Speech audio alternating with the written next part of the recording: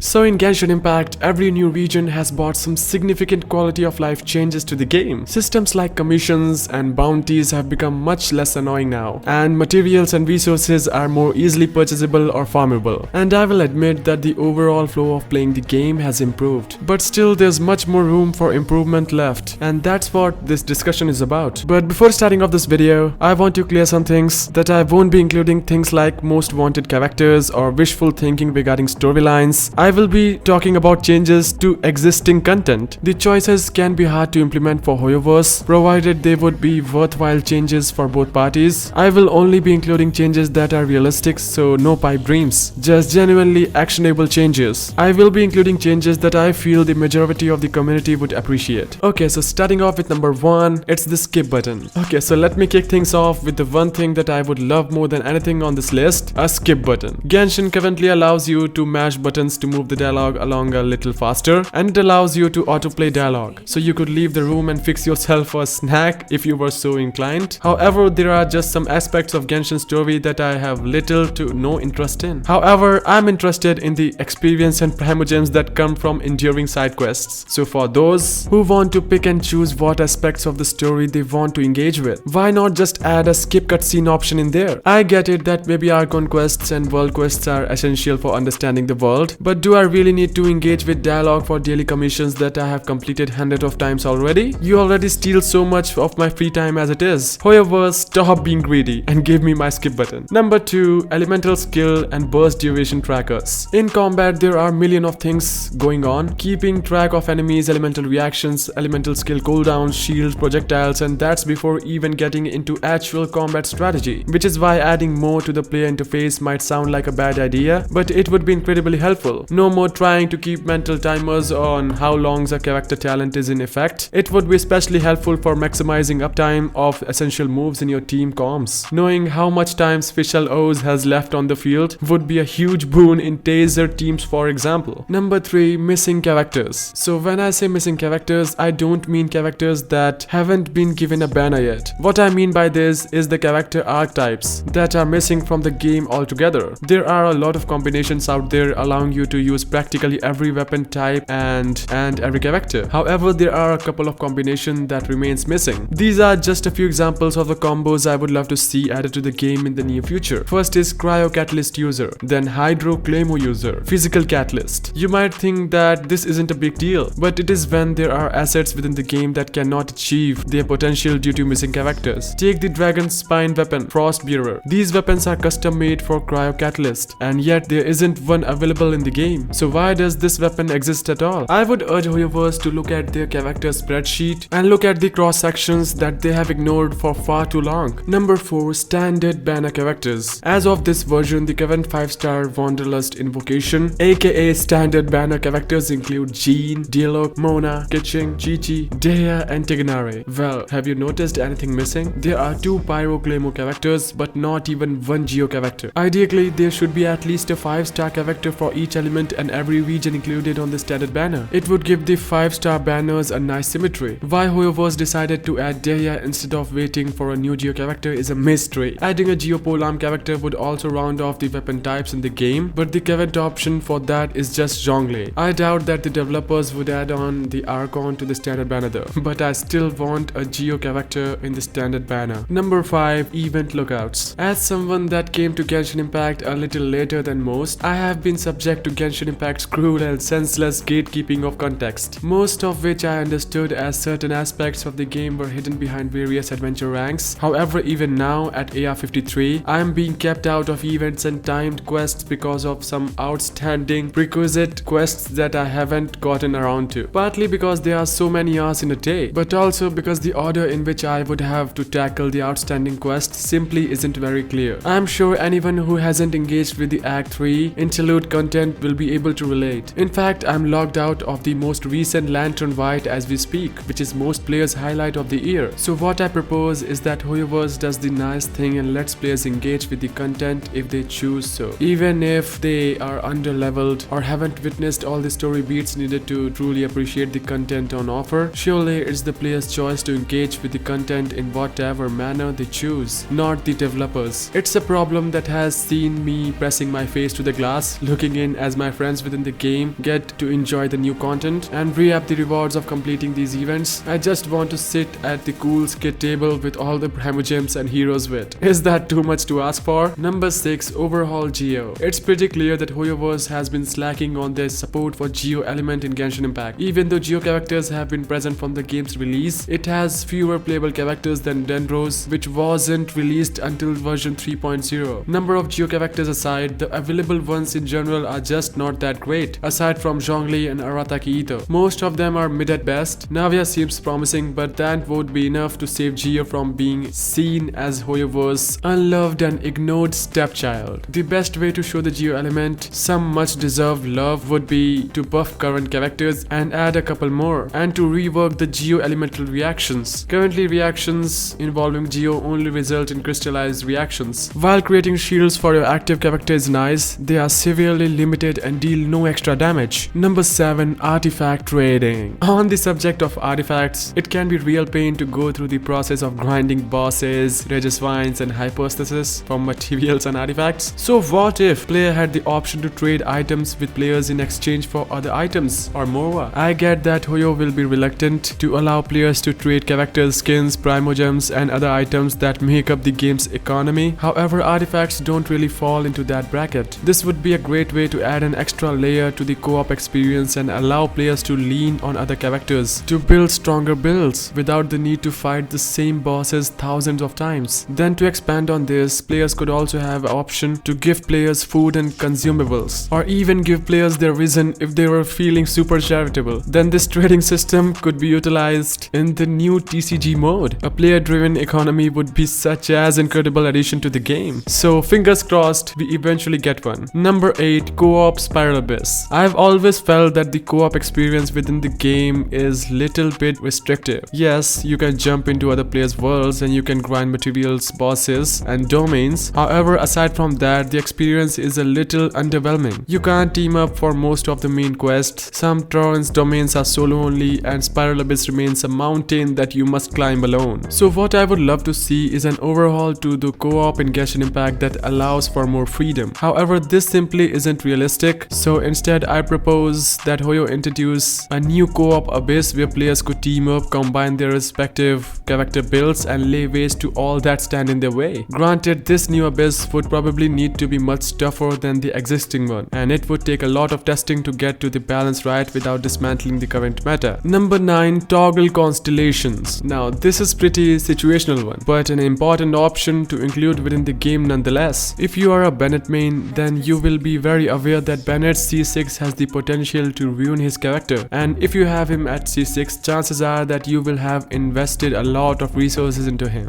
Well, when you unlock C6, this means that all physical attacks will be infused with pyro, meaning that some incredible combinations that are rendered completely useless. Take characters like Eula or Razor. If you play them as physical damage dealers, as you should, then this means that they can't trigger reactions consistently and ensures that the otherwise flawless team composition will never hit its true potential, and there's nothing you can do about it. Other less triggering examples of constellations that make characters worse are Kitching C1 not allowing her to be physical damage dealer, or Child C4 can lead to inconsistencies when triggering desired reactions. The reality is that Hoyoverse has been known to offer some pretty lame constellations for some characters. When Venti C1, Kitching C1, Diona C4 and Reza C2 are all spring to mind, and that is far from a comprehensive list. So it would be cool to have an option within the game to turn off constellations that don't marry together with the team composition we are trying to build. It would grant players more flexibility to experiment, and who knows, maybe some genius out there could find a new meta-breaking combo as a result. And finally, number 10, pet the animals. Lastly, and arguably most importantly, why we still cannot pet the animals in Genshin Impact. There are tons of dogs, cats and critters dotted all over Teyvat, and I can't give any of them little scratches. Yes, scratches. If I can't pet animals and give them belly rubs, then I don't know if that's a world I want to be a part of. All I want is an animation that allows me to show some love to those cute little furry friends I encounter on my travels. It's not too much to ask for. I mean, there's an entire cat cafe in Mondstadt that Hoyo is forcing me to attend to play Genius Invocation. So the least they could do is give me a chance to show love to all those lovely kitties. These are my terms, and I will not waver until every animal animal has received sufficient head scratches. However, I think this would be a worthwhile endeavor and a great way to keep long-term players invested in the game. Yes, it's right. So before ending this video, I also have some honorable mentions or changes you can say, which I would love to see in the game. Like more variety of map markers, remove all map markers button, ability to target travelers ability without visiting the Statue of Seven, and Paimon's mute button. But there's still one question that lingers my mind. Will we actually see any of these changes? Well, whoever does listen to their players base somewhat. We have seen in the past with the other quality of life updates, from the inclusion of layered maps, upping the resin cap, and including the optimized path for weapon banners, all of which were fantastic things to add. As the game grows bigger, though it becomes harder for players to keep up unless they have been playing and grinding from the beginning, it's a key for whoever's to continue updating Genshin Impact. Making at least some of these changes will keep things fresh and make it much easier for players to enjoy playing without spending countless hours grinding away for resources with little to no amount of drop rates. And there you have it, guys. These are 10 big changes I want to see in Genshin Impact in the next year. If you have any other changes in your mind, do comment down below and I will see you in the next one.